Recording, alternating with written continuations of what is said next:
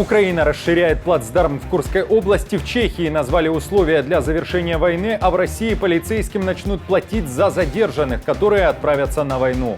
В эфире «Нехта» самые важные и интересные новости к этому часу. Наступление ВСУ под Курском продолжается. Россия подтягивает войска, а ВСУ могут захватить одну из самых непростых исправительных колоний РФ. Какова судьба зэков? Колония во Львове самая сложная в России. Кто должен усадить Путина и Зеленского за стол переговоров и когда это может произойти? Конфликт может перейти из горячей фазы в замороженную. Спустя 24 года после подписания Украина ратифицировала Римский статут, но с особым условием для самих украинцев. Что это означает? Друзья, доброе утро. Буду рад вашему лайку, подписке и репосту. Вы прекрасно знаете, что для нас это очень важно. Оставляйте также свои комментарии и спасибо вам за обратную связь. Об актуальных и важных событиях прямо сейчас начнем. Россия испытывает дефицит кадров и для отражения наступления ВСУ в Курской области отправила туда одно из подразделений, которое сформировано из военных воздушно-космических сил. Теперь же это специализированный мотострелковый полк.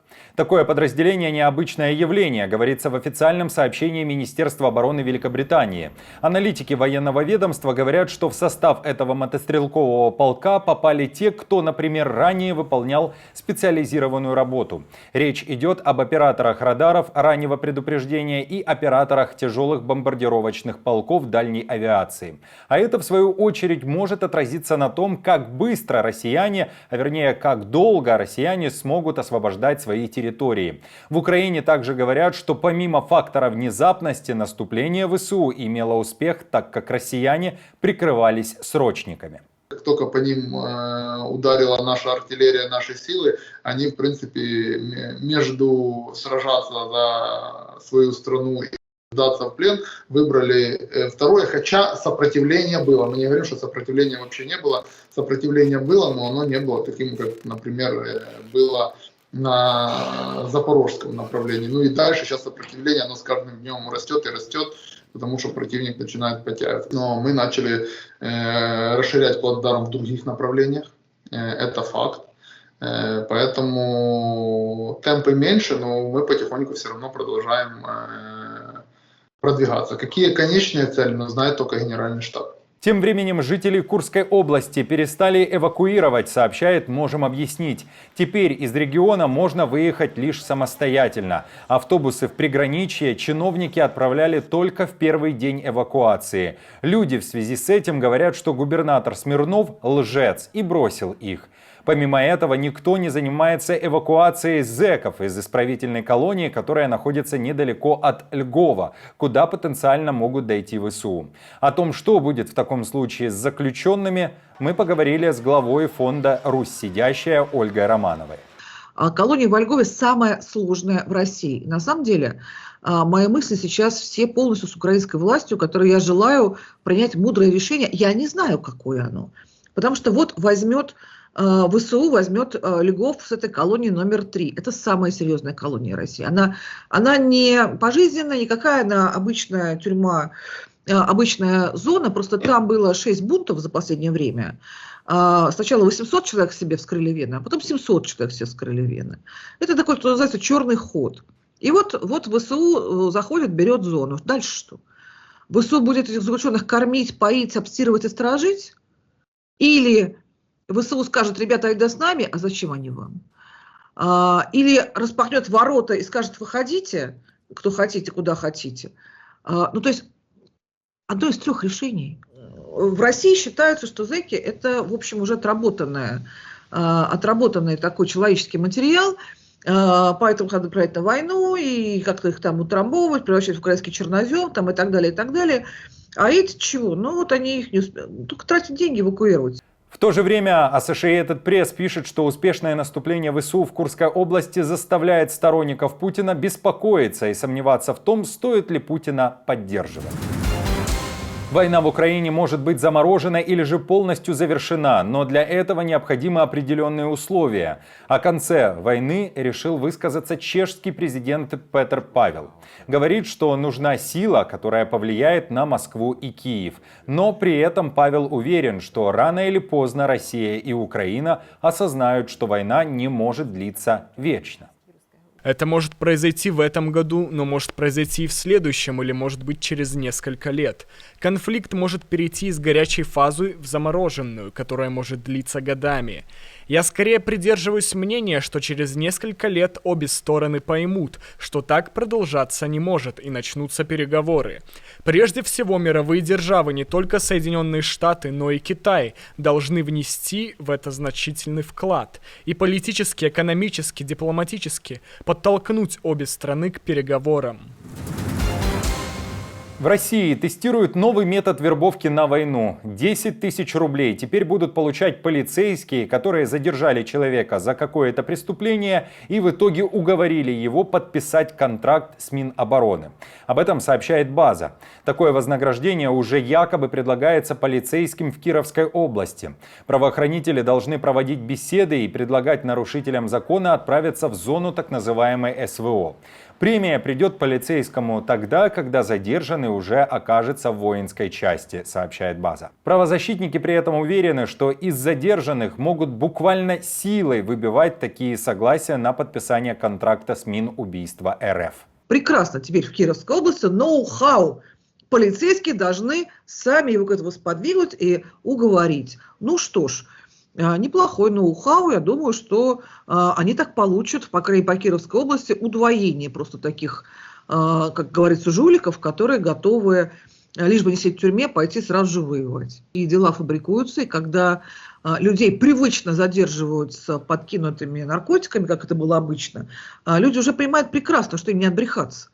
И легче, да, пойти на войну. Это называется стратегия локального оптимума, когда кажется, что легче пойти на войну, чем отсидеть 10 лет ни за что. Но на самом деле нет, не легче. Тем временем в России хотят дотянуться и до уехавших россиян и начать наказывать тех, кто за границей посмел дискредитировать российскую армию или же оскорблять Путина.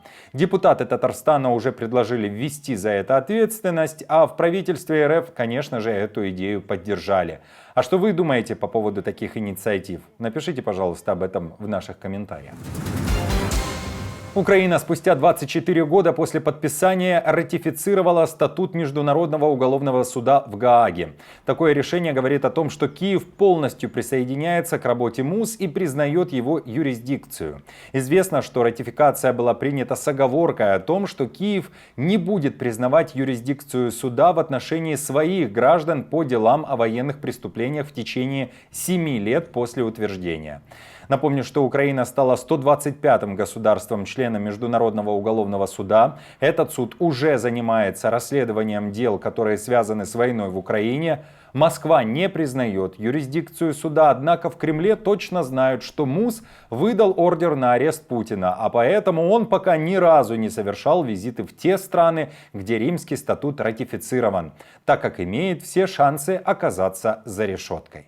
Украина уже эффективно сотрудничает с Международным уголовным судом с целью обеспечения всеобъемлющей ответственности за российские зверства, совершенные во время российской агрессии.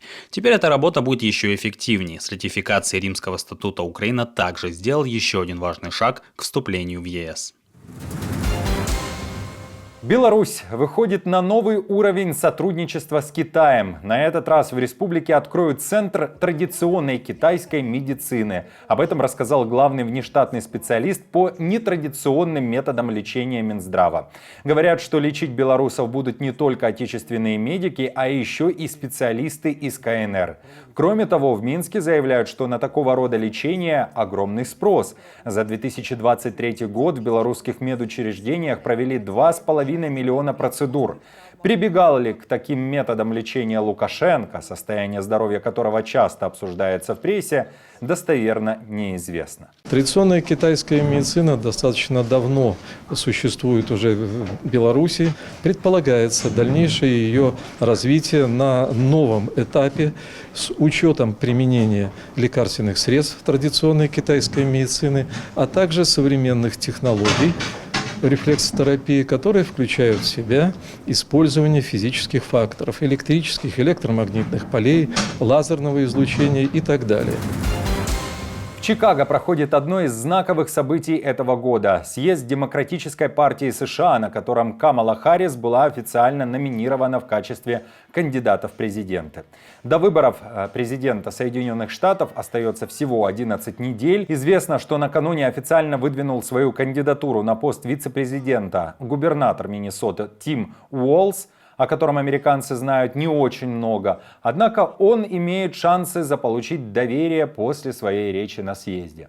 В поддержку Харрис и Уолса выступают Билл Клинтон, Нэнси Пелоси и Пит Бутиджич. Никакой ошибки. Как мы все знаем, эта кампания не только о нас против Дональда Трампа. Речь идет не только о нас против Дональда Трампа. Речь идет о двух совершенно разных видениях нашей нации. Одно, наше, ориентировано на будущее. Другое, ориентировано на прошлое. Мы боремся за будущее. And Wisconsin, we fight for the future. Параллельно с этим Трамп также не щадит Харрис. Во время своей предвыборной кампании он продолжает уверять, что при демократах в США выросла преступность, а поэтому необходимо уделять внимание защите страны. Мне нравится говорить, что республиканская партия сейчас является партией здравого смысла. Консервативная? Да, наверное, консервативная. Это не имеет значения. Это партия здравого смысла. Мы хотим иметь границы. Мы хотим иметь сильную полицейскую защиту. Мы хотим иметь армию, которая сможет нас защитить. Друзья, спасибо вам за поддержку, вы наша опора. Напомню, что ваша помощь и участие помогает нам делать работу и видеться с вами каждый день. Постоянных донаторов и их комментарии вы видите сейчас на экране. Мы благодарны за эту поддержку. Если же вы хотите присоединиться к их числу, то нажимайте на кнопку «Спасибо», отправляйте свой донат, становитесь постоянным спонсором нашего канала. Также используйте VPN, если вы находитесь на территории России. Как им пользоваться, найдете по ссылке в описании. Кроме того, мы с командой продолжаем следить за самыми важными новостями. Оперативную информацию от Нехта ищите в наших телеграм-каналах или на платформе X. Спасибо вам за доверие и то, что остаетесь с нами. До новых встреч и хороших вам новостей.